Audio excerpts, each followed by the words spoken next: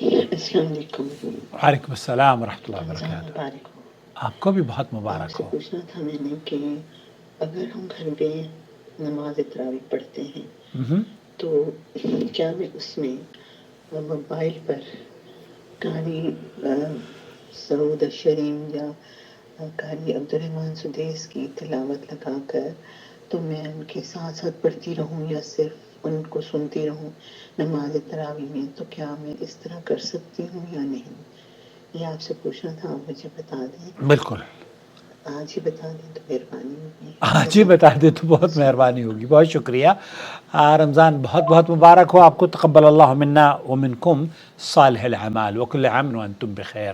اللہ رب العالمین آپ کو صحت و عافیت سے رکھے۔ دیکھیے بہت اہم سوال ہے اور اکثر عورتیں اس سوال کو کرتی بھی ہیں۔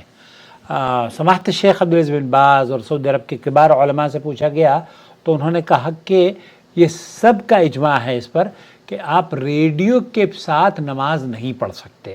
البتہ یہاں جو آپ پوچھنا چاہ رہی ہیں وہ یہ کہ میں کسی بھی سدیس کی یا کسی بھی امام کعبہ کی قرآن کریم کی آواز پلے کر دوں اور میں دیکھ دیکھ کر پڑھتی بھی رہوں، کیا یہ درست ہوگا؟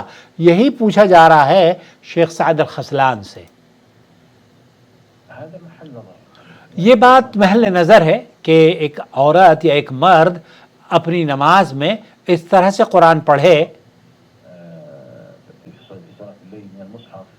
رات کی نماز، بجائے اس کے کہ وہ مصحف سے پڑھے۔ مصحف سے پڑھنا تو اسلاف سے ثابت ہے، مصحف سے اس طریقے سے پڑھنا یا موبائل سے اس طریقے سے پڑھنا تو یہ تو جائز ہے، کیونکہ حضرت ذکوان یا عائشہ رضی اللہ تعالیٰ عنہا کے جو خادم تھے وہ پڑھا کرتے تھے۔ صحیح بخاری کے اندر حدیث موجود ہے، اور اسلاف کا طریقہ رہا ہے کہ اب اٹھا کر آپ قرآن کریم کی تلاوت آپ کر سکتی ہیں نماز میں، صرف قرآن اٹھا کر یا موبائل سے، یہ تو بالکل جائز ہے۔ یہ لا بأس بہ، یہ تو بالکل جائز ہے کہ آپ قرآن دیکھ کر پڑھ سکتی ہیں، لیکن آپ سنیں اور سنتے ہوئے پھر پڑھیں اور پھر پڑھتے ہوئے پھر ورقے بدلیں اور پھر رکوع کریں اور پھر اس کو بند کریں اور پھر اس کو کھولیں، یہ تو بہت بڑا کام آپ انجام دے رہی ہیں۔ تو یہ حرکات جو ہے نا، یہ غیر ضروری حرکت ہے۔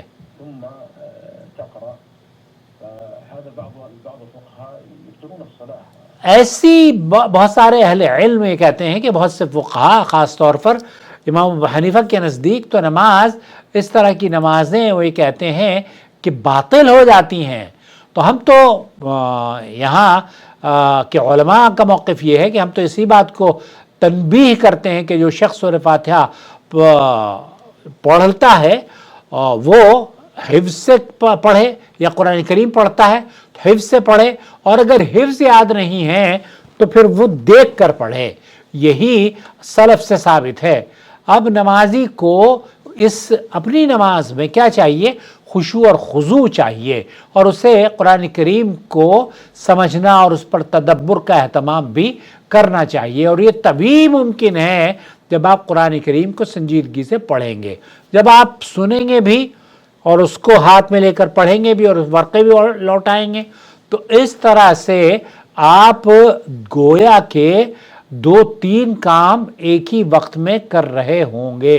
تو اس لیے اہل علم کے نزدیک اس طرح کی تلقین کو نماز کے باطل کرنے کی وجہ بنائی گئی ہے۔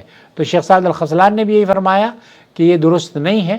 آپ کو اگر نماز میں خشوع و خضوع چاہیے تو ہاتھ میں قرآن لے کر پڑھیں، ہاتھ میں موبائل لے کر پڑھ لیں، اور اگر یہ بھی نہیں پڑھ سکتے تو جو قرآن کریم کی چھوٹی چھوٹی صورتیں آپ کو یاد ہیں، ان صورتوں سے آپ قصار السور پڑھتے رہیں۔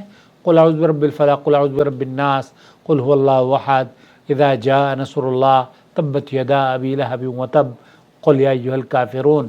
تو اس طرح سے جو بھی صورتیں آپ کو یاد ہیں نا، یا قرآن لے کر آپ پڑھ لیجئے۔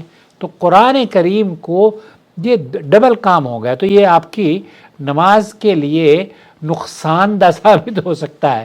اس لیے اللہ تعالی ہماری نمازوں کو قبول فرمائے اور ہمیں نمازوں میں اپنے خشوع و خضوع اختیار کرنے والا بنائے۔ आमीन या रब्बल आलमीन। अस्सलाम वालेकुम रहमतुल्लाहि व बरकातहू। प्लीज़ हमारे चैनल की इस वीडियो को या तमाम वीडियोस को देखने के बाद लाइक भी किया करें और अपने सोशल मीडिया के जो प्लेटफॉर्म्स हैं, व्हाट्सएप के ग्रुप्स हैं, उनमें ज़रूर शेयर करें। शुक्रिया।